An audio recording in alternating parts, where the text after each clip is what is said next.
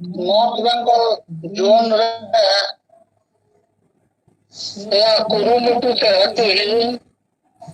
5 जुलाई गुहिराम हेम्ब्रम गंके तकिना जानाम माहा ओना उयहर काते गे तेहिंगा अनुष्ठान ऑल इंडिया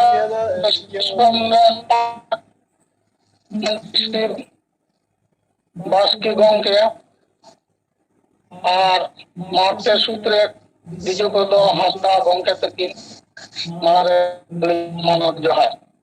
ओना तायम अबो नवा अनुष्ठान को सेटर अकान मोनन पेड़ा मारंग पेड़ा नेवता पेड़ा और नॉर्थ बेंगल रेन ओनोलिया और आंजमिया को सानाम को गे लड्डू को मत जोहार और होर्डिंग को दो इना दुलर इना नवा आखड़ा तला माना लगे मारंग पेड़ा नेवता पेड़ा नुको को आतंक दम लगे नॉर्थ बेंगल जोन रेन मार्ते सूत्रे दिलीप किस्कू गंके लिंग नेहराय कना ओना साथे माइक्रोटोन हलिंग चालाय कना नवा तायम दो उनदिना छटुत के अब तिहिना प्रोग्राम बन आंजम दाड़िया जाते निया आसिंग दहयदा मा तबे निया हबि दो सानाम को गे जोहार निता दो अब मार्ते सूत्रे नॉर्थ बेंगल दिलीप किस्कू गंके गे छटियर तबना मा तो जोहार रसिका गुहिराम हेम्ब्रम इरल के बार अनांग जन्म माहा उइहर all India Santali writers association West Bengal branch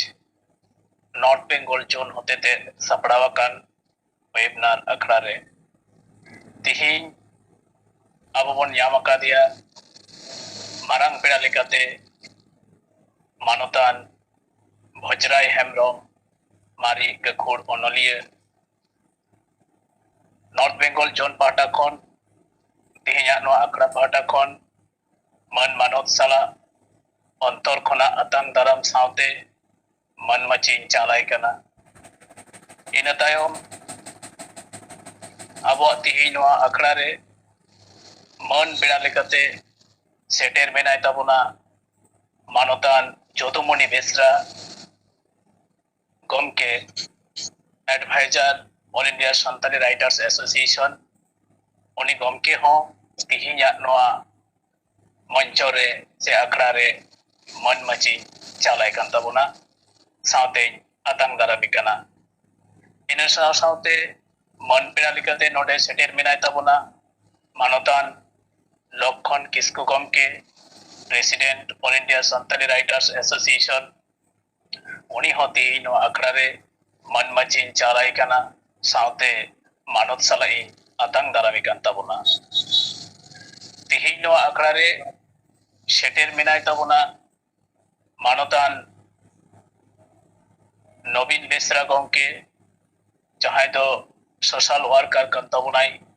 उनी हो तिहिं नो मंचो रे तिहिं नो अखड़ा रे मन मानव सला मन चियारी एमाय कान ताबोना सावते आतंग दारामी कान ताबोना जोहार ओना सावते आतंग दारामी कान ताबोना मानोतान गोराचांद मुर्मू गमके जहां दो जातीय माचेद इंटरनेशनल टीचर कान ताबोनाय उनी हो तिहिं नो अखड़ा रे तान दिजोपदो हांसदा गमके उनी हो तिहिं नो अखड़ा रे मन मानव साला आतंग दाराम सावते मन माची सदराय कना सेटेर मेनाय ताबोना माई अनुष्का हांसदा उनी हो अडी दुलर साला तिहिं नो अखड़ा रे इन अतंग दारामी कना ओना सावते माई लांगती किस्कू उनी हो दुलर अतंग दारामी कना ताबोना इन सावते तिहिं जहां मुचाद सिरिने अर्थी बोना मानतीय शांतना सोरेन उनी हो अडी मन मानव साला आतांग दाराम साउते तिहिया नो वेबनार अखड़ा रे मन माची चालाय कान ताबोना इन साव साउते तिहिया नो अखड़ा रे सेलेद अकान नॉर्थ बेंगल जोनल एग्जीक्यूटिव जहां मेना बोन सनाम को गे इन तरफ खन इन पार्टा खन आतांग दारामेद बोना इन साव साउते वेस्ट बेंगल ब्रांच मेंदो all India Santali writers association रेन जहां मार्टी को तीन नोडे बुन सेलेद अकान दो सनाम को गे इया अंतर खना गॉड जोहार चाल कते सनाम को की आतांग दारामेद बोना साउते मनमाजी चाला बुन कना all India Santali writers association central committee rain जहां को सेलेद मेना बोन उनको हो अडी मन मानव साला की तिहिया नो वेबनार अखड़ा रे मनमाजी चालाते आतंक दारामेद को ताबोना इन साउते तिहिन आजमिया लेकाते जहां दो पर्सी दुलड़िया पर्सी गरजिया साहेद दुलड़िया साहेद गरजिया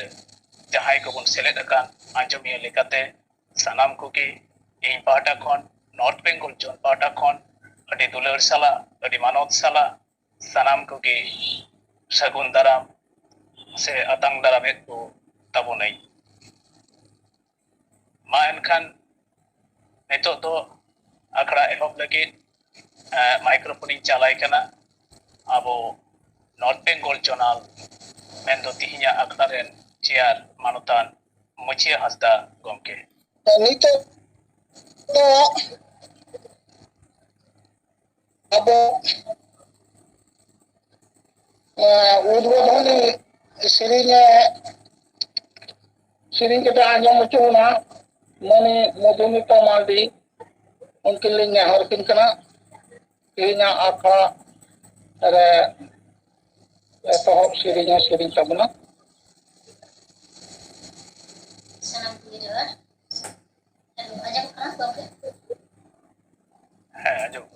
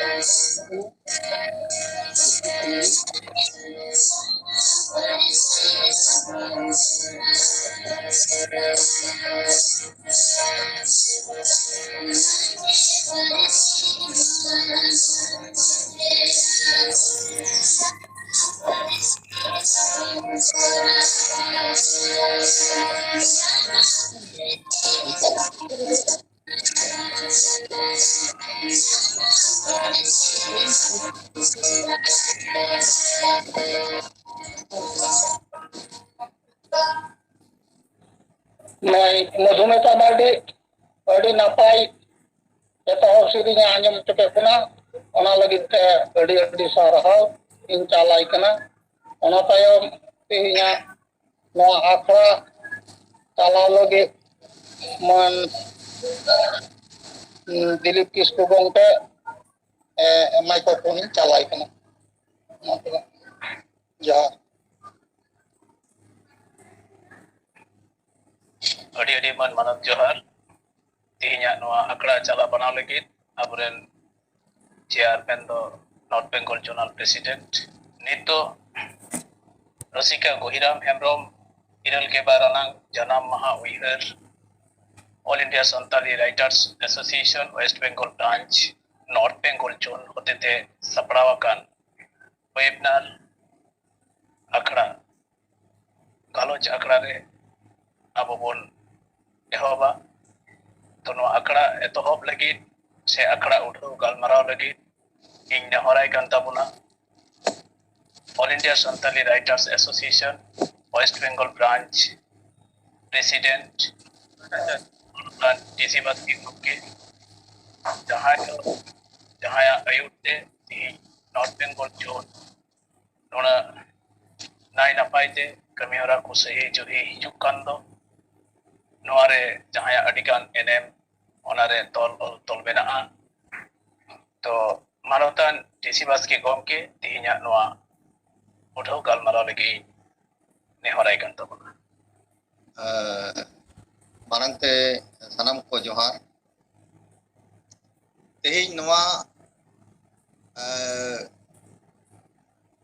इरल के बाराना गोहिराम हेम्ब्रम रसिका जानम महारे नवा वेबिनार रे जहां को बन सेटेर कना मेंदो नवा सभारेन सभा गमके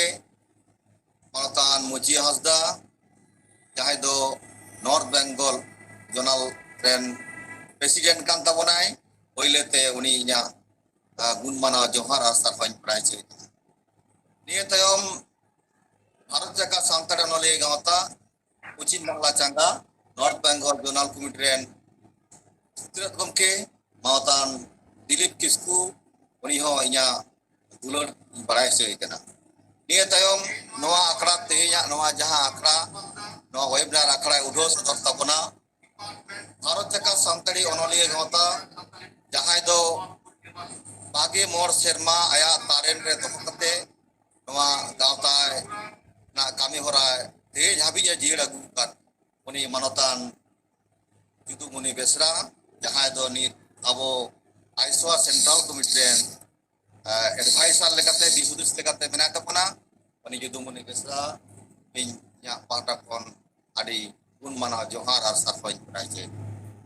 नि साव सावते सरहाव और जोहार इन बड़ाय चकुआ आदि nyutuman onolhiya adi ayma din dhore jahai to santari parsi san चर्चा हुई तबना और नित हो ओना चर्चा रे लगाव पड़ा मेना तबना adi nyutuman onolhiya बजराय हेम्ब्रम उनी हो इया गुण माना जोहार सरहाव और adi मानवत इन बड़ाय चे निये तयम इया सरहाव और जोहार इन बड़ाय चया भारत जका सांतड़े नले गावता सेंट्रल कुट्रेन पार्षद मानतान लक्षण सोरेन लक्षण किस्कू बुल इका गंपे मानतान लक्षण किस्कू उनी हो इया जोहारिन बड़ाय चय कना साव सावते तेहेजा नवा गालमाराव रे जहां किन सिरे गालोचिया मेंदो नवीन बेसरा और बोराचांद मुर्मू नुकिन तेहेज आबोरेन नवा गोहिराम हेम्ब्रम जानम महा जहां बन मनावेदा नवा मानाव रे उनकिन आबोरेन सिरे गालोचिया कान तबना किन उनकिन मानता नवीन बेसरा अनलिया सावते समाज सुसुरिया उनी हो इया अंतर तुली खनि आतांग दाराम एकना साव सावते इया मन जोहार और सरपंच बड़ाय चय ओना सावते गोराचांद मुर्मू गमके जहां दो नेशनल टीचर मेंदो जातीय माचित कान तबनाय उनी नवा आखड़ा रे हिजुक कनाय आखनो जानि कना आरी बोलन तबनाय उनी बोलनाय मेन काव दियाय आदो उनी हो इया जोहार और सरहोइन पड़ाय चय कना उनी हो दाने खने बोलन कान तबरा आनी गड़ कान के ᱩᱱᱤ ᱦᱚᱸ ᱤᱧᱟᱹᱜ ᱥᱟᱨᱦᱟᱣᱤᱧ ᱵᱟᱰᱟᱭ ᱦᱚᱪᱚᱭ ᱠᱟᱱᱟ ᱤᱱᱟᱹ ᱛᱟᱭᱚᱢ ᱤᱧᱟᱹᱜ ᱥᱟᱨᱦᱟᱣᱤᱧ ᱵᱟᱰᱟᱭ ᱦᱚᱪᱚᱭᱟ ᱱᱚᱣᱟ ᱟᱠᱷᱲᱟ ᱨᱮ ᱡᱟᱦᱟᱸᱭ ᱫᱚ ᱥᱟᱨᱦᱟᱣᱱᱟᱭ ᱪᱟᱞ ᱟᱵᱚᱱᱟ ᱵᱷᱟᱨᱚᱛ ᱡᱟᱠᱟᱛ ᱥᱟᱱᱛᱟᱲᱤ ᱚᱱᱚᱞᱤᱭᱟᱹ ᱜᱟᱶᱛᱟ ᱯᱚᱪᱷᱤᱢ ᱵᱟᱝᱞᱟ ᱯᱚᱱᱚᱛ ᱪᱟᱸᱜᱟ ᱨᱮᱱ ᱢᱟᱨᱛᱷᱤᱛ ᱢᱚᱦᱟᱛᱟᱱ ᱫᱤᱡᱚᱯᱚᱫᱚ ᱦᱟᱸᱥᱫᱟ ᱦᱚᱸ ᱟᱹᱰᱤ ᱢᱟᱹᱱ ᱟᱨ ᱥᱟᱨᱦᱟᱣᱤᱧ ᱵᱟᱰᱟᱭ ᱦᱚᱪᱚᱭ ᱠᱟᱱᱟ ᱱᱤᱭᱟᱹ ᱛᱟᱭᱚᱢ ᱱᱚᱣᱟ ᱟᱠᱷᱲᱟ ᱨᱮ ᱱᱤᱛ ᱜᱮ ᱡᱟᱦᱟᱸᱭ ᱩᱰᱟᱹᱣ ᱥᱮᱨᱮᱧᱮ ᱥᱮᱨᱮᱧᱟᱫ ᱵᱚᱱᱟ ᱢᱟᱱᱚᱛᱟᱱᱤ ᱢᱚধুমিতা মার্ডি উনি হᱚᱸ ᱤᱧᱟᱹᱜ ᱥᱟᱨᱦᱟᱣ ᱟᱨ ᱫᱩᱞᱟᱹᱲᱤᱧ ᱵᱟᱰᱟᱭ ᱦᱚᱪᱚᱭ ᱠᱟᱱᱟ ᱱᱤᱭᱟᱹ ᱛᱟᱭᱚᱢ ᱱᱚᱣᱟ ᱟᱠᱷᱲᱟ ᱨᱮ ᱡᱟᱦᱟᱸᱭ ᱱᱟᱜ ᱠᱷᱟᱱ কবি ᱥᱮ ᱚᱱᱚᱲᱦᱤᱭᱟᱹ ᱜᱩᱭᱨᱟᱢ ᱦᱮᱢᱵᱨᱚᱢ ᱨᱩᱥᱤᱠᱟ ᱚᱱᱚᱲᱦᱮ ᱠᱤᱱ ᱯᱟᱲᱦᱟᱣ ᱟᱸᱡᱚᱢ ᱟᱵᱚᱱᱟ ᱢᱟᱹᱭ ᱵᱤᱴᱤ ᱞᱟᱝᱛᱤᱛᱤ ᱠᱤᱥᱠᱩ ᱟᱨ ᱢᱟᱹᱭ ᱚᱱᱩᱥᱠᱟ ᱦᱟᱸᱥᱫᱟ ᱩᱱᱠᱤᱱ ᱦᱚᱸ ᱤᱧᱟᱹᱜ ᱫᱩᱞᱟᱹᱲ ᱛᱷᱩᱢ ᱵᱟᱲᱟᱭ ᱦᱚᱪᱚᱭᱮᱫ ᱠᱤᱱᱟ ᱥᱟᱶ ᱥᱟᱶᱛᱮ ᱢᱩᱪᱟᱹᱫ ᱨᱮ ᱡᱟᱦᱟᱸᱭ ᱥᱮᱨᱮᱧ ᱛᱟᱵᱚᱱᱟᱭ ᱛᱮᱦᱮᱧᱟᱜ ᱱᱚᱣᱟ ᱟᱠᱷᱲᱟ ᱢᱩᱪᱟᱹᱫ ᱨᱮ ᱡᱟᱦᱟᱸᱭᱟᱜ ᱥᱮᱨᱮᱧ ᱛᱮ ᱢᱩᱪᱟᱹᱫᱚᱜᱼᱟ ᱩᱱᱤ ᱢᱟᱱᱚᱛᱟᱱᱤ ᱥᱟᱢᱛᱚᱱᱟ ᱥᱚᱨᱮᱱ ᱦᱚᱸ ᱤᱧᱟᱹᱜ ᱥᱟᱨᱦᱟᱣ ᱟᱨ ᱫᱩᱞᱟᱹᱲᱤᱧ ᱵᱟᱲᱟᱭ ᱦᱚᱪᱚᱭ ᱠᱟᱱᱟ ᱱᱤᱭᱟᱹ ᱥᱟᱶ ᱥᱟᱶᱛᱮ ᱱᱚᱨᱛᱷ ᱵᱮᱝᱜᱚᱞ ᱡᱳᱱᱟᱞ ᱠᱚᱢᱤᱴᱤ ᱨᱮᱱ ᱥᱟᱱᱟᱢ ᱠᱟᱹᱢᱤᱭᱟᱹ ᱠᱩᱢᱩᱴ ᱥᱟᱶ ᱥᱟᱶᱛᱮ ᱵᱷᱟᱨᱚᱛ ᱡᱟᱠᱟᱛ ᱥᱟᱱᱛᱟᱲ ᱚᱱᱚᱞᱤᱭᱟᱹ ᱜᱟᱶᱛᱟ ᱯᱚᱪᱷᱤᱢ ᱵᱟᱝᱞᱟ ᱯᱚᱱᱚᱛ ᱨᱮᱱ ᱡᱟᱦᱟᱸᱭ ᱚᱱᱚᱞᱤᱭᱟᱹ ᱚᱱᱚᱲᱦᱤᱭᱟᱹ ᱥᱮ ᱟᱵᱚ ᱠᱟᱹᱢᱤᱭᱟᱹ ᱠᱩᱢᱩᱴ ᱠᱚ ᱩᱱᱠᱩ ᱥᱟᱱᱟᱢ ᱠᱚᱜᱮ ᱤᱧ ᱯᱟᱦᱴᱟ ᱥᱮᱫ ᱠᱷᱚᱱᱟᱜ ᱟᱹᱰᱤ ᱢᱟᱹᱱ ᱟᱨ ᱫᱩᱞᱟᱹᱲᱤᱧ ᱵᱟᱲᱟᱭ ᱦᱚᱪᱚᱭᱮᱫ ᱛᱟᱵᱚᱱᱟ ᱚᱱᱟ ᱥᱟᱶᱛᱮ ᱵᱷᱟᱨᱚᱛ ᱡᱟᱠᱟᱛ ᱥᱟᱱᱛᱟᱲᱤ ᱚᱱᱚᱞᱤᱭᱟᱹ ᱜᱟᱶᱛᱟ ᱥᱮᱱᱴᱨᱟᱞ ᱠᱩᱢᱩᱴ ᱨᱮᱱ ᱡᱟᱦᱟᱸᱭ ᱠᱚ ᱱᱟᱜ ᱠᱷᱟᱱ ᱯᱮ ᱵᱚᱞᱚ ᱟᱠᱟᱱ ᱛᱟᱵᱚᱱᱟ ᱧᱮᱞᱮᱫ ᱛᱟᱵᱚᱱᱟ ᱯᱮ ᱱᱚᱣᱟ ᱯᱨᱳᱜᱨᱟᱢ ᱟᱯᱮ ᱠᱚᱦᱚᱸ ᱤᱧᱟᱹᱜ ᱜᱩᱱ ᱢᱟᱱᱟᱣ ᱡᱚᱦᱟᱨ ᱟᱨ ᱥᱟᱨᱦᱟᱣᱤᱧ ᱵᱟᱲᱟᱭ ᱦᱚᱪᱚᱭᱮᱫ ᱯᱮᱭᱟ ᱚᱱᱟ ᱥᱟᱶ ᱥᱟᱶᱛᱮ ᱛᱮᱦᱮᱧᱟᱜ ᱱᱚᱣᱟ ᱚᱭᱮᱵᱱᱟᱨ ᱨᱮ ᱟᱵᱚ ᱵᱷᱟᱨᱚᱛ ᱡᱟᱠᱟᱛ ᱥᱟᱱᱛᱟᱲ ᱚᱱᱚᱞᱤᱭᱟᱹ ᱜᱟᱶᱛᱟ Jharkhand branch Odisha branch Bihar branch আর দিল্লি ব্রাঞ্চ ᱠᱷᱚᱱ ᱡᱟᱦᱟᱸᱭ ᱠᱚᱯᱮ ᱥᱮᱞᱮᱫ ᱟᱠᱟᱱ ᱛᱟᱵᱚᱱᱟ ᱩᱱᱠᱩ ᱥᱟᱱᱟᱢ ᱠᱚᱜᱮ ᱤᱧ ᱯᱟᱦᱴᱟ ᱥᱮᱫ ᱠᱷᱚᱱᱟᱜ ᱥᱟᱹᱜᱩᱱ ᱫᱟᱨᱟᱢᱤᱧ ᱵᱟᱰᱟᱭ ᱦᱚᱪᱚᱭᱮᱫ ᱯᱮ ᱛᱟᱵᱚᱱᱟ ᱥᱟᱶ ᱥᱟᱶᱛᱮ ᱟᱯᱮ ᱟᱹᱰᱤ ᱨᱟᱹᱥᱠᱟᱹ ᱥᱟᱞᱟᱜ ᱤᱧ ᱟᱛᱟᱝ ᱫᱟᱨᱟᱢᱮᱫ ᱯᱮᱭᱟ ᱟᱨ ᱤᱧᱟᱹᱜ ᱢᱟᱹᱱ ᱟᱨ ᱡᱚᱦᱟᱨ ᱥᱟᱨᱦᱟᱣᱤᱧ ᱵᱟᱰᱟᱭ ᱦᱚᱪᱚᱭᱮᱫ ᱛᱮᱦᱮᱧ ᱟᱹᱰᱤ ᱨᱟᱹᱥᱠᱟᱹ ᱨᱮᱱᱟᱜ ᱠᱟᱛᱷᱟ ᱱᱚᱜᱼᱚ ᱱᱚᱝᱠᱟᱱ ᱢᱤᱫᱴᱟᱝ ᱚᱱᱚᱲᱦᱤᱭᱟᱹ ᱡᱟᱦᱟᱸᱭ ᱫᱚ ᱛᱮᱦᱮᱧ ᱞᱮᱠᱟᱱ ᱫᱤᱱ ᱨᱮ ᱢᱮᱛᱟᱜ ᱢᱮ 22 ᱡᱩᱞᱟᱭ 1950 ᱥᱟᱹᱦᱤᱛ ᱨᱮ ᱢᱮᱛᱟᱜ ᱢᱮ 22 ᱡᱩᱞᱟᱭ 1940 ᱥᱟᱞ ᱨᱮ ᱛᱮᱦᱮᱧ ᱞᱮᱠᱟᱱ ᱫᱤᱱ ᱨᱮ ᱱᱚᱣᱟ ᱵᱚᱥᱢᱚᱛᱟ ᱨᱮᱱᱟᱜ ᱯᱳᱭᱞᱳ ᱟᱞᱚᱭ ᱧᱮᱞ ᱞᱮᱫᱟ ᱩᱱᱤ ᱧᱩᱛᱩᱢᱟᱱ ᱚᱱᱚᱞᱤᱭᱟᱹ ᱚᱱᱚᱲᱦᱤᱭᱟᱹ ᱜᱩᱭᱨᱟᱢ ᱦᱮᱢᱵᱨᱚᱢ ᱨᱩᱥᱤᱠᱟ ᱩᱱᱤᱭᱟᱜ ᱡᱟᱱᱟᱢ ᱢᱟᱦᱟ ᱜᱮ ᱛᱮᱦᱮᱧ ᱵᱚᱱ ᱢᱟᱱᱟᱣᱮᱫ ᱠᱟᱱᱟ ᱥᱮ ᱢᱟᱱᱟᱣ ᱚᱲᱦᱮ ᱠᱟᱱᱟ तो उनी गुहिराम हेम्ब्रम रुसिका उनी दो बाकुड़ा जिला रेना मुसलेहा आतो रे जहां दो कातड़ा सुर गोबरदा डाकवाड़ा ना अधीन ना आतो मुसलेहा रे जानाम लेनाय आर उनी रेन आयो बाबा दुकिन तहे कना से apa do huyuk kana Chunaram Hembrом ar ayo do Mungli Hembrom nukina puki khon ge onorhiya Guhiram Hembrom Rusika do tehin lekan din re marsal poila dharti rena marsal re nyel leda uni sala iya gahir sagai do hui lena tayom daram meta me 1993 साल যখন পশ্চিম বাংলা সরকার পাহাটা খন উনি গমকে গুণীজন শিল্প কে এমাই কানা উন সময় ওনা শিশির মঞ্চরে ইন দো উনি পয়লা ñel লেদে তাহে ইনা তায়ম বেতাবে 1995 সাল সেট খন 2004-5 साल हाबित तो उनी साला आयमा प्रोग्राम हो होई कना और आयमा गलमाराव रे आले सोर सपोर ले दुगु तेंगु कना तो आदि सोर खोन उनी दो ñelena सुजोग होई कना उनकान मेटांग अनोलिये जहां दो पारसी सावहेद सांताड़ी पारसी सावहेद मना आदि गाहिर ते उजर भावनाए तहे उनी दो सेरेñ उनिया जहां सेरेñ ओना सेरेñ को जखने सेरेñा अब बन बाड़ाय गया जहां को भारत जाका सानताड़ी अनलिया गावता प्रोग्राम करे बन सेन कना और ओना अखड़ा करे भुईराम हेम्ब्रम रुसिका दो मिटांग जुदा राहते उनी सेरेये तहे कना ओना को आबो जहां को एंते मारे होर जहां को बन बड़ाया उनको को बन कुछ दरिया का मेनखान ओना सेरेኝ दा रहा और ओना सेरेኝ तेज तीना गान बन दोहो कथा जीव मेना नोआ इኛ बड़ाय बानु तिया जाके तेज ओनकान मिटांग गाफुलान अनलिया अनरहिया जहां दो खेरवाल आराम पाथाम तलाते आया ओले सदर लेना ओना तायम पश्चिम बांगला पत्रिका रे उनिया ऑल उछन लेना और संवाद रे हो उनिया ऑल उछन लेना तितरे सिली राली जुमिद दारे नोआ कोरे मा उछन लेन गया साव सावते जीवी लहांती आ सावता आरसी नोआ को पाथाम रे हो उनिया ऑल दो अडिगान उछन काते भुईराम हेम्ब्रम रसिका तो इन तो जखन कोलकाता करे ᱧᱟᱯᱟᱢᱚᱜ ᱠᱟᱱ ᱛᱟᱦᱮᱸ ᱠᱟᱱᱟ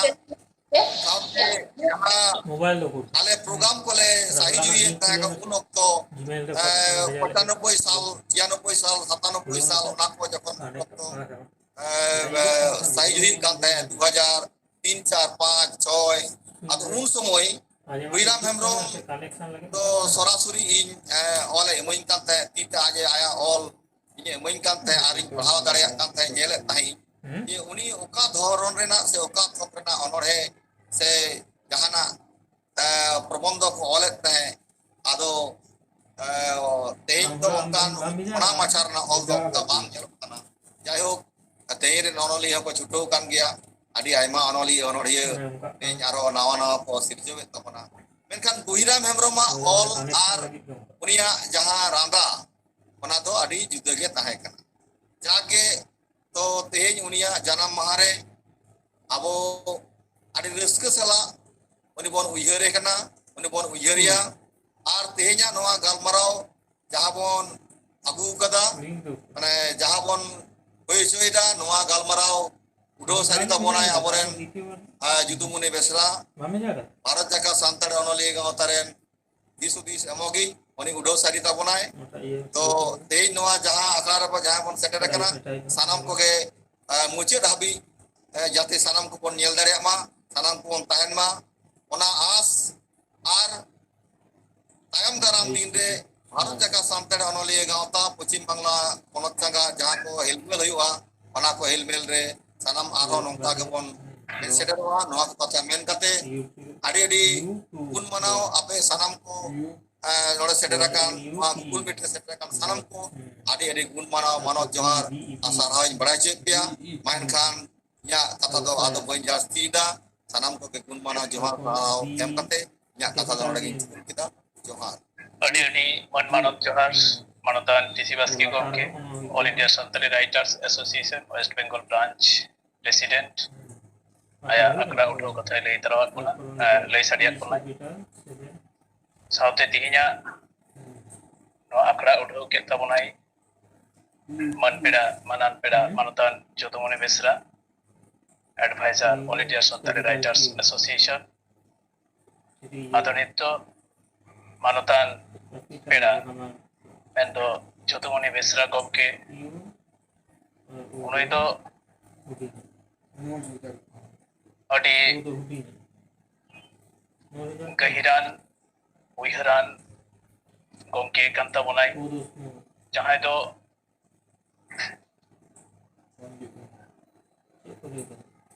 मयूरभंज डिस्ट्रिक्ट उड़ीसा खन अब बन नाम आकादिया से सेलेद कांता बनाय करंजी आतु खन जहां दो भावना नितुमान अनोड़े पुथी 2002 साल रे उडोक सरी काय छापा सदर काय तो उनका के आरो आइमा पथाम कुसाव तेत्रे सिले रिमिल जयचंपा खेरवाड़ डहार नवा कुसाव उनका के मैगजीन मेंदो जहां नवा को रहो अडिगान ने और मिल को नोडे छापाव कना सदर कना जेलेका dictionary of Santali journal and magazine उनका के डिक्शनरी ऑफ संताली राइटर्स जीवन काटा नौका आरहॉं एमान आयमा गे साहित्य एकाडेमी अवार्ड मेंदो न्यू दिल्ली खन उनी हामेट काद ताबोनाय उनका की लाइफ टाइम अचीवमेंट अवार्ड हो all India Santali writers association खने नाम हामेट काद ताबोना जहां गमके दो all India Santali writers association सासावते आरहॉं संताली एडवाइजर बोर्ड रे हो फॉर्मर कन्वेनर कान ताबोनाय साहित्य एकाडेमी न्यू दिल्ली रेन तो नौनकान एनेमान गाखुड़िए गनंगान गमके आबो बन यामा कादिया तो तिहिया नो आखड़ा रे मिदबार कथा उनिया गालोच बन आजमा ओना गालोच लगी नेहराय कान ताबोना नितो ओना नतान Jotumani Besra advisor all India Santali writers association मारदान गमके जोहार भारत जाकात सान्ताली उन्नति गावता वेस्ट बेंगल नॉर्थ जोन रिनी पार्षद गमके मुचिया हास्ता सुत्रेत गमके मन दिलीप किस्कू आइसवा वेस्ट बेंगल रिनी आइसवा वेस्ट बेंगल जंगारनी पार्षद गमके मन टीसी बास्के मारते सुत्रेत गमके मन दिजोपद हास्ता मारांग पेड़ा युतुमान अनोड़िया मान भोजराय हेम्ब्रम मनन पेड़ा आशा हेड ऑफिस रिनी पार्षद गमके मन लेखन किस्कू गालोचिया के नवीन बेसरा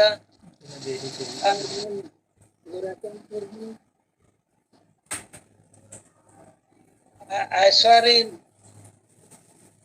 सनाम सोहेब को अखड़ा रे सेलेद अकान सनाम परसी सहन दुलड़िया को मारांग को तो इन्या मानत जोहार और हुडिंग को तो दुलड़ थुमिंग चालापे कना तेहेन दो मानतान गुहिराम हेम्ब्रमा जनाम माहा कना नोआ लासाण हेते आजा पांजा पराने इन्या मानत जोहार चालेदा जहां मानतान को अब जेति सावता परसी साहेब लगी सीन निदा को कमिया कदा अकवा घरान को ढिलेव काते हड़मो ढिलेव काते अबना आगा मार्शल लगी को छुटेव लेना उनको मानतान को तो सरी के मन नाम लगी हकदार कना को उनको तो उइहर को लगती कना मानतान गुहिराम हेम्ब्रम रुसिका हो उनका के मेन न्यूम नाम अनोड़िया कनाय ओनाते उनिया जनाम माहारे अनोड़िया को उइहर अंजलि कना आयसवार ना जन्म दो हुईलेना खड़गपुर रे 18 अक्टूबर 1988 साल रे ओना दो उलू कॉन्फ्रेंस हुई लेना ओना कॉन्फ्रेंस तो 195 होड़ को सिले लेना मेनखान गुहिराम हेम्ब्रम दो ये कारण ते चो ओंडे सेटर बाय ताहे कना ओना दोसार शर्मा कोरोंडी जमशेदपुर रे कॉन्फ्रेंस हुई लेना ओंडे के पुलू अच्छा दो उपरुम हुई लेना रोसिका तो अड़ी सादा सीधा हो धोती को आए मैं हर मोचारे दढ़ेता तहना और झोलाए गो का आजा तो सेरेंगाय अड़ी चिराय गलमरावा आलादा केता रहा ओनाते रुसिका होड़ ओना तायम जाओगे आजवार ना कॉन्फ्रेंस रे रुसिका सां यापाम हुई कना आशा कमिया कुमुट ले गोटा केदा बांगमा अबोरिन ओनोली को मन एमा को लगती कना ako abo ma सरकारी शिल्प बाबन ᱧᱟᱢᱟ उनकागे आबोरिन ओनोलिया को बाबन मन को जुदी बाबन मन को एनखान मन को ओको ओनाते दोसार सेरमा कॉन्फ्रेंस जहां जमशेदपुर हुई लेना ओडे दो मणे हर पुरुधुल ओनोली मन एम हुई लेना उनको पुरुधुल ओनोली को हुई कना डोमान साहू समीर डोमान हासदा नारायण सोरेन तोड़े सुतम सारदा प्रसाद किस्कू और सूर्यानंद हेम्ब्रम ओना तायम सेरमा के सेरमा पुरुधुल ओनोलिया को दो मन एम हुई कना मन रेना धारा दो नित बदला कना पेपर ना ᱧᱩᱛᱩᱢ हुई कना उन दो खाली मन एमो हुई कंदा टाका दो बाबू एमा को कंता है मन दड़ी एमा को कंता है उनका के नेल नेते गिलबार शर्मा जखन कॉन्फ्रेंस बारिपदारे हुई ना उना कॉन्फ्रेंस दो गुहिराम हेम्ब्रम मन सिप चाल हुई लेना आज सामते आरहों बारहड़ ओनोलिया मेता में तेजनारायण मुर्मू और मेघनाथ टुडू हों सिर्फ एम हुई लेना नित मा ओनोलिया को सरकारी होते ते आयबा सिर्फ को न्यामेदा नवा कथा मा जिनि जतो के बन बड़ाया 1989 साल रे वेस्ट बंगाल को सरकार पास्टा खन 19 जन संबोधना मैंने साधुरामचंद मुर्मू स्मृति पुरस्कार एमोगो कना पुलु दो पुरस्कार बाबत ते 25,000 ताहे कना ओना तम 50,000 हुना और नितो दो 1 लाख टका रे तिंगुआ कना वेस्ट बंगाल उनका के वेस्ट बंगाल सांताड़ी एकेडमी पास्टा खन 2009 साल खन सारदा प्रसाद किस्कू स्मृति पुरस्कार चलू अकन कौड़ी बाबते पुलु दो ताहे कना 25,000 टका ओना तम 50,000 नितो तो 1 लाख टका हुई कना तो नवा को तो सेरवा के सेरमा एम हुई कना नेलो कना चलावन पे सेरमा 2018 19 कुड़े और कुड़े 21 पे सेरमा दो माने सांताली एकेडमी पास्टा खन सिर्फ एम बांग हुई कना मेनखान जतो गावता संस्था को थिर थार मना को आबो ओनोलिया गावता हो थिर मना को इन में नवा दो ऑक्टो शर्मा के शर्मा जेमन नवा सिर्फ तो चलू ओना दो दाबी अबो सरकार ठन दोहय लगती केना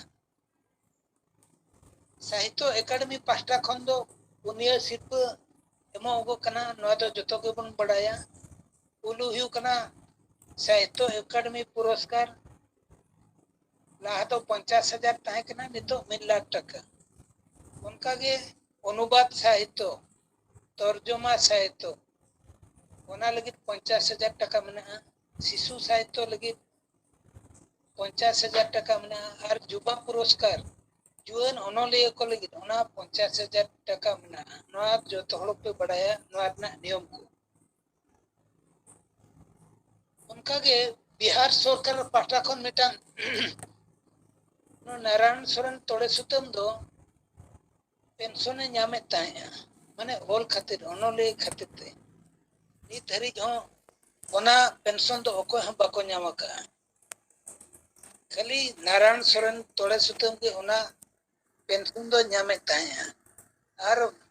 जनजातीय पुरस्कार तिनगान सिरपत जनजातीय पुरस्कार उड़ीसा सरकार पास्टा खन 10,000 कते एमो कना प्रत्येक बछर चलान शर्मा तो बोन तांगना कोविड खातिर ते उनका के बिहार रही हो ओना जनजातीय ग्रंथालय सिजिट को बना ओना पास्टा खन सिरपर ना व्यवस्था मना ओना हो रेगुलर दो बांग हुई कना ओना को अबो में लुतुरा दरकार कना नितो तो बन नेल लगे जे हेतु इंदो यूनिवर्सिटी सला जोड़ावन ताहे कना वर्धमान यूनिवर्सिटी संबलपुर यूनिवर्सिटी और नॉर्थ ओडिशा यूनिवर्सिटी ᱚᱱᱟ ᱨᱮᱱᱟᱜ सिलेबस कमिटी रे मेंबरिंग ताहे कना बोर्ड ऑफ स्ट्रेटजी रे मेंबरिंग ताहे कना ओडे पेपर सेटरिंग ताहे कना और एग्जामिनर हूं ताहे कना सर पेपर को स्टूडेंट को बोला ओडे तो ऑलचिकी के प्रथम और बांग्ला तो सेकेंड ऑलचिकी ते क्वेश्चन बनावा 2 नंबर तो बांग्ला ते ताहेना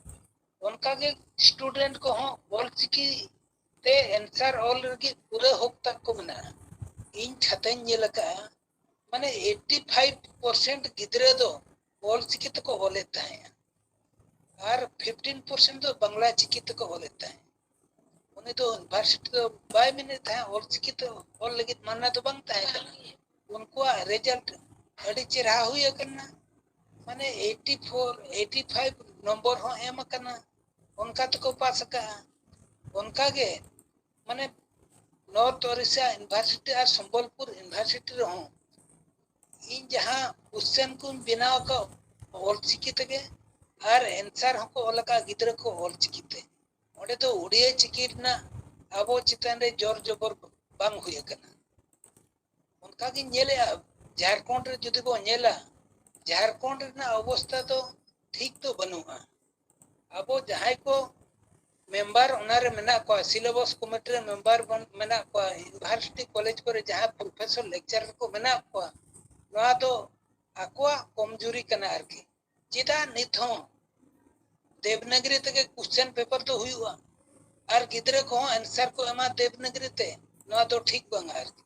और रांची यूनिवर्सिटी रे नेलमा कोल्हान यूनिवर्सिटी रे नेलमा बखान सिदो कान्हू मुर्मू यूनिवर्सिटी रे नेलमा उनका के रांची रे आरहो नवा यूनिवर्सिटी हुए कना ओना करे नेलमा नवा तो इंदु मिना आबो गलती कना सरकार जी यूनिवर्सिटी जे कॉलेज उनी तो आबो चितन रे बाय लाते आबोन कना माने देवनागरी ते ऑल पेमेंट अतो उनका तो चिता आबो चितन के ओना तो ये आबो के बो डिसाइड आबो थिर बो ताहलन खान तो नोका के चला नोका के माने नो आसुरे जहां मिदनापुर ना जहां विद्यासागर यूनिवर्सिटी में ना ओडे जहां लेक्चरर को मना को उनको हो माने गलती नेलेया माने अड़ी शर्मा धरी अड़ी दिन शर्मा धरी माने बांग्ला चिकी तो क्वेश्चन को लेता है एम एता है बांग्ला चिकी सुन तो चिता ताहना नितो तो आबो डिमांड हुई कना ऑल चिकी तो ताहन निहाती दरकार मेनखान नितो ऑल चिकी और बांग्ला चिकी हुई कना विद्यासागर हो तायमते आतो आबोरिन प्रोफेसर को लेक्चरर को जहां कमिटी को मेना को नुकु ठीक कमी लगी आबो एसोसिएशन पास्टा खन माने उनको सला दुलुप कते गालमराव कते माने ठीक डहारते उनको तो माने उदो आको दरकार करना और उनका के माने साहित्य एकेडमी सला हो इन जोड़ाव ताहे कना साहित्य एकेडमी तो तिसंबाई मेनका नोआ चिकिते आपे तो गोयनो पे मेनते साहित्य एकेडमी प्रथम एडवाइजरी बोर्ड मीटिंग जखन हुई लेना 2005 रे दिल्ली रे हुई लेना उनजो सेक्रेटरी ओना मीटिंग रे ताहे कना सेक्रेटरी ताहे कना के सचिदा दंदन उनी तो मेना नोडे के आपे तो स्क्रिप्ट गोटा हुआ ओका स्क्रिप्ट ते पे ओला ओका स्क्रिप्ट ते पुथी छपा ओका स्क्रिप्ट ते छपा पुथी को अवार्ड लगी न्यामो नोडे के आपे के डिसीजन पे इन तो डिसाइड तो बेन डिसाइड है कि नोडे के अनानिमस जो तो हड़ को गोटा केता और सिकीते छपा कन पुथी को अवार्ड न्यामा और और सिकीते के हिजु कन जहां पुथी को ओना को हो छपा अड़ी ओनाते मेना सरकार तो आबो चितन रे स्क्रिप्ट तो जबरदस्त बाय लादे का आबो तो आबो चितन रे ओना डिसीजन तो नवा तो बड़ाई का दरकार कना और हम निथो साहित्य एकेडमी रे एटा चिकी मना बाता लगी दबी हुई कना नितो का दिन रे और चिकी बगी कते एटा चिकी ते जे लकाते ओ मना बाता हुई न तो ठीक तो बंगा आरकी तो नित एकेडमी रे जहां एडवाइजरी बोर्ड को मेना मेंबर को तबन मेना को उनको ठीक दहात को डहराव इदबना ओनागे अड़ी सगुन कथा तो भागी कथा तो और नवा को कमी लगी सानताड़ी ओनोलिया गांवता लेताड़ के कमी इदिया कमी तीरना तो हबित बनुआ फिर बांग तहना मुचेद बनुआ कमी तो तोंगे इदी को गया नितो जहां ᱧᱮᱞᱚᱜ ᱠᱟᱱᱟ आइसवा रेना उन ब्रांच हुई कना स्टेट ब्रांच हुई कना डिस्ट्रिक्ट ब्रांच हुई कना जोन हुई कना उनका के सांताल परगना रो मिटन जोन हुई दरकार कना और आसाम रहो ब्रांच बनाव लेना नितो रपुत धरा कना ओडे हो आर हो रिवाइव रेना लगती मेना ओना को आर इन मेना आइसवा नितो तो अड़ी भागी कमी कना नोका के लेतार नोका कमी कोराव इदिया ओना इन आसी दोहोयदा और हिजुक कान दिन रे आइसवारना तड़ाम डहार माने मार्शल तहना ओना इन ñel ñame'a ओना मेन कते nya galmara दुñ मुचते मात्र सना को जोहार अड़ी अड़ी मन मानोत जोहार इन बाडाय चुई तबना तिहिnya abo नवा रसिका गोहिराम हेमब्रम इरल के बार अनांग जानम महारे वेबिनार प्रोग्राम रे सेलेक्ट अकान मानतान Jutumuni Besra advisor all India Santali writers association अटी दामान कथा को अबो तलारे लई साडियात कोनाय लई पासनावात कोनाय नवा को गालमाराव अबो आंजम कते बाडाय कते अडिगान बोन किसणोआ से किसणो काना बोन ओना लगिते नॉर्थ बेंगल जोन पाटा खन अडी अडी गुणमान मानव जोहारी चालाय कना नेत तो अबो तलारे सेटर मेनाया मारंग पेड़ा लेकाते मानवतान अडी मारी गलखुड़ान पुरुधुल ओनोलिया मेंदो वेटरन राइटर्स मानवतान भजराय हेमब्रम गमके जहां दो अडी उतर पुथी अडी उतर ओनल अबो तलारे एम गॉड बनाई संदेश किद माइनो मिरु जय चंपा नौका अडी उतर गान जहां जन्म दो हुई कना बिकोल डांगा दौलतपुर जहां दो दक्षिण दिनाजपुर जिला रे मेना बंशीहारी थाना उनी गमके तिया बन नाम कदिया जहां दो तब पश्चिम बंग तपस्ली जाति और आदिवासी कल्याण विभाग खन ताम्र पदक के नाम का हमेट का तबनाई लालगोला उल दिवस उद्यापन कमिटी मुर्शिदाबाद जिला खन मन सकम को चाल का दिताबना उनका के आरहो बालिया आदिवासी गोल्डन समाज संघ उत्तर दिनाजपुर जिला खन हो नौकान मन सकमे नाम का तबना जिला प्रेस क्लब एंदो दक्षिण दिनाजपुर जिला पाहटा खन पंचम मुकुट मान को एम का दिताबना उनका के आरहो पश्चिम बंग सरकार अनग्रसर संप्रदाय कल्याण विभाग पाहटा खन 2003 साल रे साधु रामचंद मुर्मू स्मृति पुरस्कार होय हामेट काताबना नौकान गखुड़िया पुरुधुल गमके तिहिं अब नो एबनार बन नाम कदिया तिहिं उनिया मिदबार कथा बन आजम बदा ओना लगिते इन देदेलावाय कना नेवताय कना नेहराय कना मानवतान वज्राय हेमब्रम गमके तिहिं नो एबनार रे मिदबार कथा लई साडिया बन लगी लई पसरा अबन लगी मानवतान वज्राय गमके ठीक गया अब उनका कहते हैं गुहिराम हेमब्रम तुलु जो तावे खादो एपेरा रोपम दो ताहे केना आदो पुथी पुस्तक करो उनका के बाई माउ दिnya आदो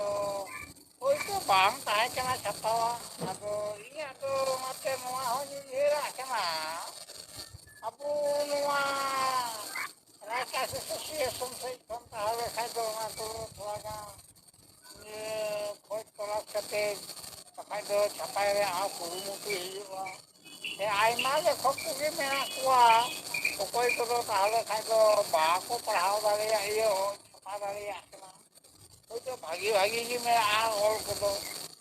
आदो नोआ को ताहले खाय दो हालांग जरवा कते बुन जोगाड़ लेखान आबोवाग ताहले खान तो सानताली साहित्य रैया मिदटे भागी जिनिस होय कोआ भारत चंद्र कविता लेया जेखाने देख बिछाय उड़ाए देखरे ताय पाइले पाइते पारो रतो आबो को भितरी रे हो नोंका अडिगान दिस हुदिसान हर मेना कोआ अकय दो मेनखान तेहेñ अपना समाज दो बांको सदर दाड़ी कावदा आले से रेगी मिदटे सुशील हेम्ब्रम कोड़ा गिद्रे हेलेना गिद्रे कुले जी नने भागी होला ᱚᱲᱟᱜ ᱨᱮᱱ ᱦᱚᱲ ᱢᱮᱱ ᱵᱟᱲᱟᱣᱟᱫ ᱠᱚᱣᱟ ᱵᱟᱠᱚ ᱠᱩᱨᱩᱢᱩᱴᱩᱭᱟ ᱵᱟᱨᱭᱟ ᱜᱟᱱ ᱠᱷᱟᱛᱟ ᱫᱚᱭ ᱟᱹᱜᱩ ᱦᱚᱴᱚ ᱠᱟᱣᱫᱤᱧᱟ ᱜᱚᱡ ᱮᱱᱟᱭ ᱵᱮᱪᱟᱨᱟ ᱩᱱᱤ ᱠᱚᱲᱟ ᱠᱚᱦᱚᱸ ᱟᱫᱚ ᱱᱚᱜᱼᱚ ᱱᱚᱝᱠᱟᱱ ᱡᱤᱱᱤᱥ ᱢᱤᱫ ᱵᱟᱨ ᱜᱚᱴᱮᱡ ᱡᱮ ᱟᱹᱰᱤ ᱩᱛᱟᱹᱨ ᱢᱮᱱᱟᱜᱼᱟ ᱱᱚᱣᱟ ᱠᱚᱦᱚᱸ ᱛᱟᱦᱚᱞᱮ ᱠᱷᱟᱱ ᱫᱚ ᱟᱯᱱᱟᱨ ᱠᱚ ᱞᱟᱹᱜᱤᱫ ᱛᱮ ᱡᱟᱹᱨᱩᱲᱟᱱᱟᱜ ᱡᱤᱱᱤᱥ ᱠᱟᱱᱟ ᱟᱨ ᱢᱤᱫᱴᱮᱡ ᱢᱟ ᱦᱩᱭᱩᱜᱚᱜ ᱠᱟᱱ ᱱᱚᱜᱼᱚᱭ ᱡᱮ ᱟᱵᱚᱣᱟᱜ ᱥᱟᱦᱤᱛᱛᱚ ᱟᱠᱷᱲᱟ ᱨᱮ ᱥᱟᱦᱤᱛᱛᱚ ᱟᱠᱷᱲᱟ ᱫᱚ ᱱᱚᱝᱠᱟᱱᱟᱜ ᱡᱤᱱᱤᱥ ᱠᱟᱱᱟ बोले ओंडे दो जतो हो और जतो कुगे को सेलेक्ट दाड़िया ओनाते जहां उदिस दो बनुआ अब सामांग रे बन नेलेदा बांग्ला साहित्य रविंद्रनाथ ठाकुर बंगाली कनाय निगे भारतीय संस्कृति को don hor kanay Michael Madhusudan Bengali कान रहे उनी दो ताले खाय दो पश्चिम रिया संस्कृति सही हड़ ताहे कना काम हो ᱤᱱᱟᱹ ᱠᱟᱛᱮ ᱵᱚᱱ ᱧᱮᱞᱮᱭᱟ ᱛᱟᱦᱚᱞᱮ ᱠᱷᱟᱡ ᱫᱚ ᱟᱵᱚᱨᱮᱱ ᱛᱟᱦᱚᱞᱮ ᱠᱷᱟᱡ ᱫᱚ ᱠᱟᱡᱤ ᱱᱚᱡᱚᱨ ᱞᱮᱠᱟ ᱟᱞᱟᱫᱟ ᱥᱚᱝᱥᱠᱨᱤᱛᱤ ᱦᱚᱲ ᱠᱟᱱᱟ ᱢᱮᱱᱠᱷᱟᱱ ᱥᱟᱱᱛᱟᱲᱤ ᱥᱟᱦᱤᱛᱛᱚ ᱨᱮᱫᱚ ᱢᱮᱱᱠᱷᱟᱱ ᱟᱵᱚ ᱠᱚᱫᱚ ᱡᱚᱛᱚ ᱠᱩᱲᱤ ᱠᱚ ᱫᱟᱢᱟᱱᱟᱜ ᱦᱚᱲ ᱠᱟᱱᱟ ᱟᱵᱚ ᱠᱚ ᱵᱷᱤᱛᱨᱤ ᱠᱷᱚᱡ ᱦᱚᱸ ᱚᱱᱠᱟᱜᱮ ᱢᱮᱱᱟᱜ ᱠᱚᱣᱟ ᱡᱮᱢᱱᱤ ᱯᱤ.ᱳ. ᱵᱳᱰᱤᱝ ᱥᱟᱦᱮᱵ ᱤᱱᱟᱹ ᱠᱟᱛᱮ ᱱᱚᱛᱮ ᱠᱷᱚᱱ ᱫᱚᱢᱚᱱ ᱥᱟᱦᱩ ᱥᱚᱢᱤᱛ सुब्रीत कुमार भौमी सुधीर मित्रो नुकु को ताहले खान दो सानताली लगित ते तिने को कुरुमुटुयदा आर आबो मा चिका बांगबोन भिके झतो बड़ाय कना एंडेगी चिकी लिपि ते बोन लंगा चाबाओ कना अदो मा चिकी लिपि हो जहाना कान गिनते दो भारत दिसम रे सानताली दो पुणे आउट से चला कना चिकी लिपि बांग्ला आर आदो मा चिकी लिपि को मोटे ताहले खाय दो मिट से जते जेट से दगे कते बुन चिकाया भारत दिसम रे हर नितो दो बुन होय कना ओय साहेब पंजा जेट आर बखाय दो देखो पंजा जेट आदो मा साहेब पंजा देखो पंजा जेट होय तो नितो दो और पंजा जेट रे बुन हजुआ चाय चंपारा की पूरा छोरे के तोया नुकुआ सत्ता बदल बुन चला सुनारिया ঐতিহ্য এবং সংস্কৃতির চলা আবহাওয়া তাহলে খান তবে সে খুবই আর নাপাই তো হয়ে গো তাবো না ওনাতে ইংরেজ মেনে দা তাহলে খান দো মা ওনা ইয়ে কিরগি ওরা খয় হন আর মন্দির মসজিদ খয় হবন উডুং হয়ে গো মা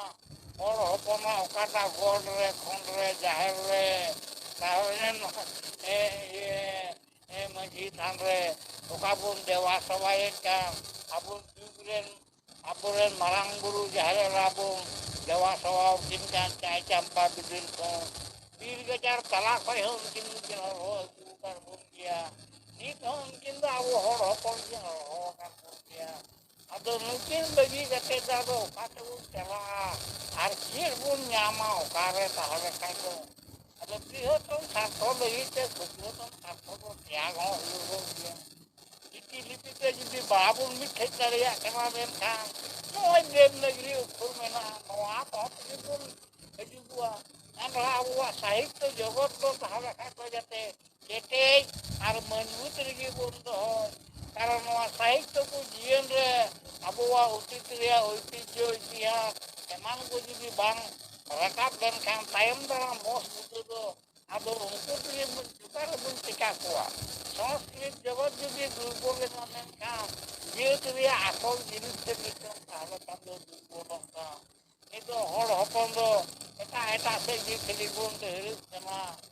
ini jite jinis mena nyutum hor hopon ayo kana koda gidre judi nyutum dan kan uni do tahale kada babawa nyutum huyu go saya ar kuri gidre nyutum dan kan gogowa nyutum huyu go saya noma ko tahale kada babon manaunda ona rea karon do cher kana निमिल गुटे जेत रिया निमिल गुटे nyutum साथे मिटे जोड़ाव ताहे नोआ ताहले ᱚᱱᱟ ᱡᱚᱲᱟᱣ ᱡᱚᱯᱲᱟᱣ ᱛᱟᱦᱞᱮ ᱠᱷᱟᱱ ᱫᱚ ᱵᱟᱝ ᱟᱵᱚᱜᱚᱜᱼᱟ ᱟᱫᱚ ᱛᱮᱦᱮᱧ ᱫᱚ ᱚᱱᱮ ᱚᱠᱚᱭ ᱫᱚ ᱚᱠᱟ ᱥᱮᱫ ᱪᱮᱫ ᱞᱮᱠᱟ ᱞᱮᱸᱡᱮᱨ ᱠᱩᱥᱤ ᱞᱮᱠᱟ ᱠᱚ ᱪᱤᱠᱟᱹᱭᱮᱫᱟ ᱦᱚᱲ ᱦᱚᱯᱚᱱᱟᱜ ᱥᱚᱝᱥᱠᱨᱤᱛ ᱫᱚ ᱛᱟᱦᱞᱮ ᱠᱷᱟᱱ ᱠᱚ ᱵᱟᱹᱜᱤᱭᱟᱜ ᱠᱟᱱᱟ ᱛᱟᱦᱞᱮ ᱠᱷᱟᱱ ᱟᱫᱚ ᱚᱱᱠᱟ ᱞᱮᱠᱟᱛᱮ ᱚᱠᱟᱴᱟᱜ ᱠᱟᱱᱟ ᱥᱮᱫᱟᱭ ᱨᱮᱭᱟᱜ ᱞᱮᱠᱪᱟᱨ ᱟᱹᱨᱤᱪᱟᱹᱞᱤ ᱚᱱᱟ ᱠᱚ ᱛᱟᱞᱟ ᱛᱮᱜᱮ ᱟᱵᱚ ᱦᱚᱸ ᱪᱟᱞᱟᱜ ᱨᱮᱭᱟᱜ ᱵᱚᱱ ᱠᱩᱨᱩᱢᱩᱴᱩᱭᱟ ᱛᱚᱵᱮ ᱥᱮ ᱡᱟᱹᱛ ᱨᱮᱫᱚ ᱵᱚᱱ ᱥᱮᱴᱮᱨ ᱫᱟᱲᱮᱭᱟᱜᱼᱟ ᱵᱟᱧᱪᱟᱣ ᱦᱩᱭᱩᱜᱼᱟ ᱢᱮᱱᱠᱷᱟᱱ ᱫᱚ ᱡᱟᱹᱛ ᱛᱟᱞᱟ ᱛᱮᱜᱮ ᱵᱟᱧᱪᱟᱣ ᱦᱩᱭᱩᱜᱼᱟ ᱡᱟᱹᱛ ᱠᱷᱚᱱ ᱵᱷᱮᱜᱟᱨ ᱠᱟᱛᱮ ᱫᱚ ᱚᱦᱚ ᱵᱟᱧᱪᱟᱣ ᱵᱮᱱᱟ ᱫᱚ ᱟᱫᱚ ᱱᱤᱭᱟᱹᱜᱮ ᱤᱧᱫᱩᱧ ᱟᱨᱚᱡ ᱮᱫᱟ ᱢᱟ ᱦᱚᱲ ᱦᱚᱯᱚᱱ ko